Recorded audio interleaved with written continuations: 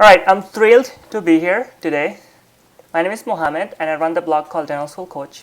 Today I have an amazing guest with me. Um, Pretty much all I learned in my college and beyond, a lot of them are from her. And I want to introduce my friend Mariam Naeeem, who is a recent Penn Dental graduate. And I want her to tell a bit about herself. But before doing that, I'm gonna, tell you who she really is. She's a top performer. In her junior and senior year, she had straight A's, and in the dental school, she did really well, graduating almost at the top of her class. When she graduated from the clinic, she had the most points. Is that right, Mariam? Yeah, Mohammed's being really kind and generous over here. But yeah, I can tell you it was a lot of luck and it was a lot of hard work along the way. He makes it sound easy. It wasn't like that at all. Good. All right. Yeah. What's the secret to your success?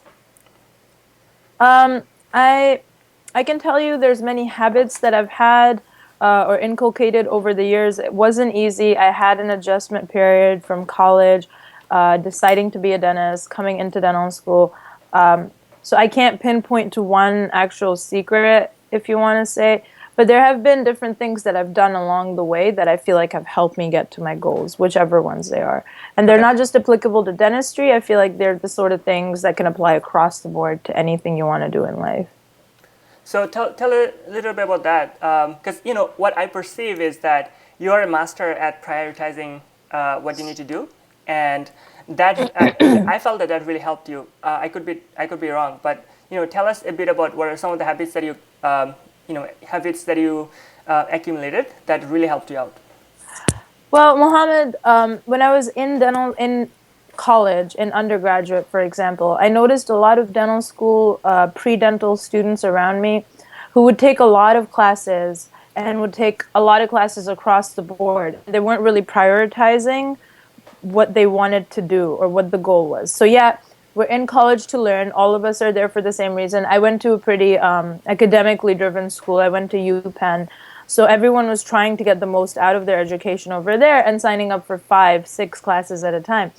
And now I started off being in this intense program called Vagilos, which had 50 or 60 students to begin with, Right. but would only be left with 3 or 4 every year by the end of the 4 years. And they planned for that. So they built that in. They would invite 50 or 60 students every year, and people would drop out along the way. A lot of my friends I saw resisted doing that because we don't want to come off as quitters. So once you're already in a program, once you're already taking an intense course load. For my program, for example, we were supposed to graduate with a double major and a master's in something and have research along the way. So it was a program geared to generating Nobel laureates. It was.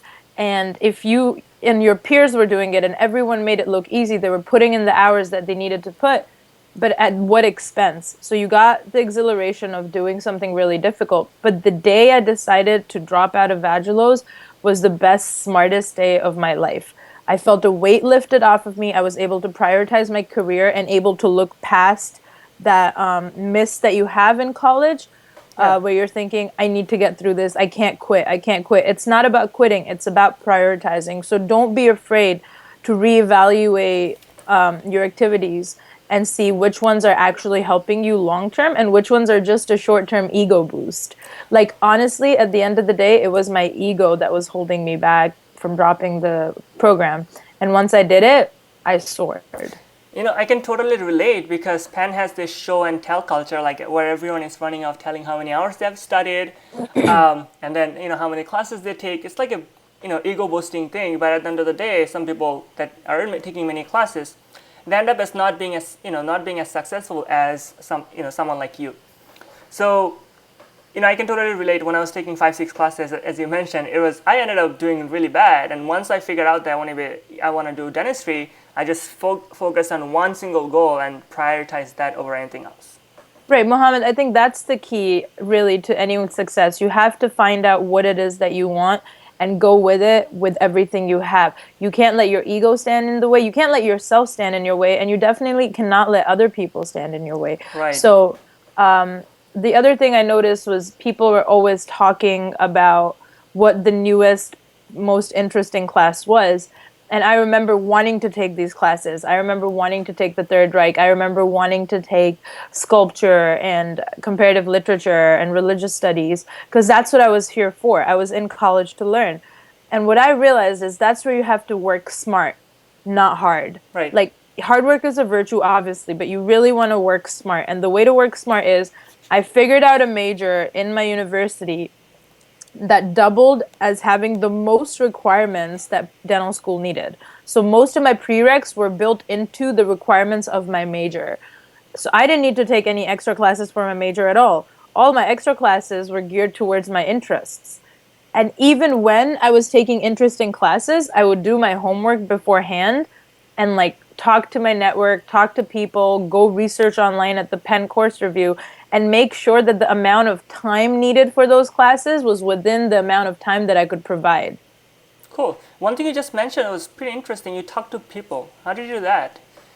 So I think people are going to be your most important resource from the moment you start college till for the rest of your life as a dentist. Yeah. Dentistry is all about building relationships. It's about building a network. It's about fostering that relationship with your patient, relationships with your team, your hygienist. You're going to be a leader with your peers. They're going to refer cases to you. You're not an island.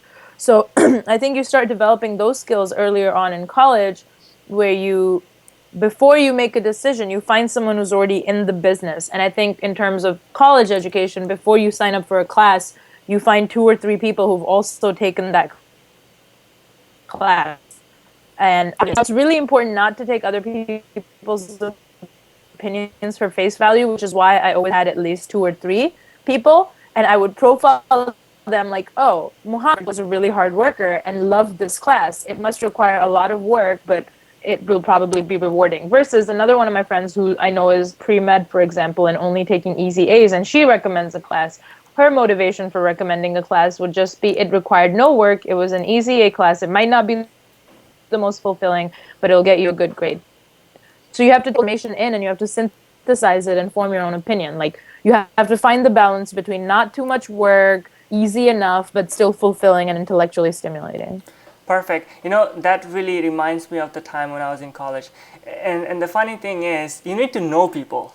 Like, you can't be just a social isolated bee and not just study. You have to like go out and hang out with those people that will really help you at the end of the day. And as you mentioned, dentistry is just a profession of communication, a profession where you are supposed to be empathizing with people and making friends with your patients.